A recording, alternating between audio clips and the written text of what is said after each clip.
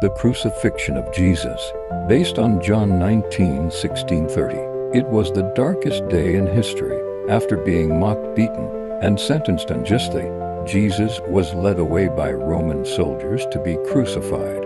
John writes in John 19:16, "Finally, Pilate handed him over to them to be crucified. So the soldiers took charge of Jesus, carrying his own cross.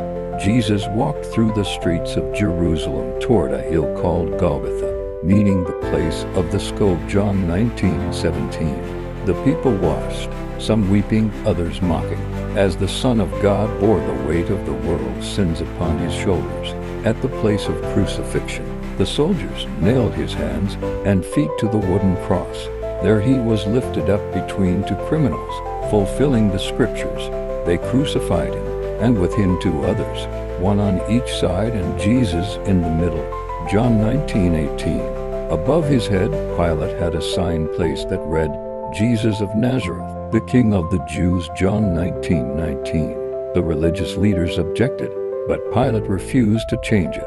This sign proclaimed the truth, even in mockery, that Jesus truly is King. As he hung there, soldiers cast lots for his seamless garment, fulfilling the prophecy. "They divided my clothes among them, and cast lots for my garment." John 19:24. Quoting Psalm 22:18. Every detail was unfolding just as God had foretold. Even in his agony, Jesus cared for others. Looking down from the cross, he saw his mother Mary and the disciple whom he loved standing nearby. With deep compassion, he said, "Woman, here is your son." And to the disciple, "Here is your mother." From that time on, this disciple took her into his home. John 19:26-27. Even in suffering, Jesus gave love. As his final moments drew near, he knew the scriptures were being fulfilled. John tells us later, knowing that everything had now been finished, and so that scripture would be fulfilled, Jesus said, "I am thirsty." John 19:28.